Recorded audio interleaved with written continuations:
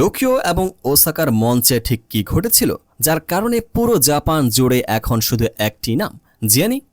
Summer Sonic 2026-এর মতো এত বড় একটি ঐতিহ্যবাহী মিউজিক ফেস্টিভ্যালে তিনি শুধু পারফর্মই করেননি, রীতিমতো ইতিহাস তৈরি করেছেন। দ্য স্ট্রোকস বা জ্যামিরোকুয়াইয়ের মতো বিশ্ববিখ্যাত রকিং ব্যান্ডগুলোর পাশাপাশি জেনি যখন মূল হেডলাইনার হিসেবে মঞ্চে উঠলেন তখন উপস্থিত হাজার হাজার দর্শকের গায়ের পশম খাড়া হয়ে গিয়েছিল। কিন্তু কেন এই পারফরম্যান্স নিয়ে এত শোরগোল? কেনই বা জাপানি মিডিয়া তাকে নিয়ে প্রশংসা করতে গিয়ে ভাষা হারিয়ে ফেলছে? চলুন সেই পেছনের গল্পটা আজ একদম নতুনভাবে উন্মোচন করা যাক।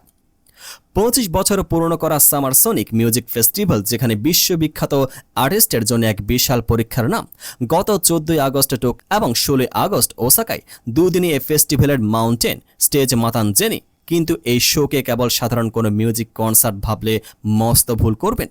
টোকিও শহরে রাতের আলো আর ওসাকার ক্রাউডের উন্মাদনার মাঝে জেনির আগমন ছিল এক তীব্র ঝড়ের মতো। মান্ত্রা কিংবা লাইক জেনি এর মতো নিজের সিগনেচার গানগুলোর ছন্দে যখন পুরো স্টেডিয়ামে আগুনে ফুলকি ফুটছিল, তখন তা কেবল গানের পারফরমেন্স ছিল না, সেটা ছিল গ্লোবাল মিউজিক ইন্ডাস্ট্রিতে নিজের অপ্রতিদ্বন্দ্বী একক আধিপত্য প্রতিষ্ঠার এক নীরব মহড়া। তবে রহস্যের সবচেয়ে বড় চমকটি লুকিয়েছিল অন্য জায়গায়। বেশ কিছুদিন পর জাপানি ভক্তদের মাঝে ফিরে এসে জেনি এমন কিছু করলেন যা কেউ আগে থেকে কল্পনাও করতে পারেনি। নিজের সুপারহিট ট্র্যাকগুলোর পাশাপাশি তিনি হঠাৎ করে পরিবেশন করে বসলেন কিছু সম্পূর্ণ আনরিলিজড নতুন গান।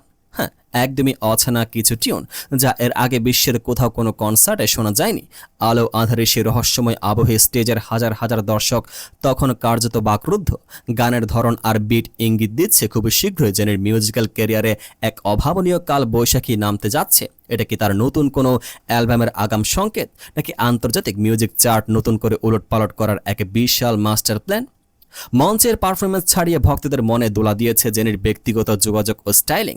প্রথাগত বাঁধা ধরা পারফরমেন্সের বাইরে গিয়ে সম্পূর্ণ সাবলীল জাপানি ভাষায় দর্শকদের খোঁজ নিয়েছেন, তাদের সাথে গল্পে মেতেছেন আর নিজের গানগুলো ব্যক্তিগত আবেগ দিয়ে উপস্থাপন করেছেন। তার ফ্যাশন সেন্সও ছিল দেখার মতো। সাদা ব্রা টপ, ঢিলে ঢালা ডেনিম প্যান্ট, সাথে লেয়ার ডেনিম ভেস্ট, মাথায় কালো বেরেট আর স্টেটমেন্ট চেইন অ্যাক্সেসরিজ, সব মিলিয়ে তার এই বোল্ড স্ট্রিট ওয়্যার লুক পুরো আন্তর্জাতিক ফ্যাশন মহলে তীব্র আলোচনার জন্ম দিয়েছে। জাপানি সংবাদ মাধ্যমগুলো জেনির এই কমান্ডিং স্টেজ প্রেজেন্স আর সাহসী স্টাইলিংয়ের প্রশংসায় পঞ্চমুখ। তবে গল্প এখানেই শেষ নয়, কারণ 2026 সালটি জেনির ক্যারিয়ারের সবচেয়ে বড় মোড় ঘুরিয়ে দেওয়ার বছর হিসেবে খোদাই হয়ে থাকবে। একক বর্ষে কেবল সামার সোনিকই নয়, নিউ ইয়র্কের দ্য গভর্নর্স বল, ডেনমার্কের রসকিল্ডে, পোল্যান্ডের ওপেনার, স্পেনের ম্যাট কুল এবং আমেরিকার বিখ্যাত লালাপালুজা শিকাগো, বিশ্বজুড়ে এই 6টি মেগা ফেস্টিভ্যাল হেডলাইন করে তিনি অলরেডি ইতিহাস গড়ে ফেলেছেন। অন্যদিকে ট্যাম্প ইম্পালার সাথে তার আলোড়ন সৃষ্টিকারী ড্রাকুলার একটি বিলবোর্ড হট 100 এর টপ 10 তালিকা দাপিয়ে বেড়াচ্ছে টানা 11 সপ্তাহ ধরে। রেডিও চার্টেও এটি ধরে রেখেছে প্রথম স্থান।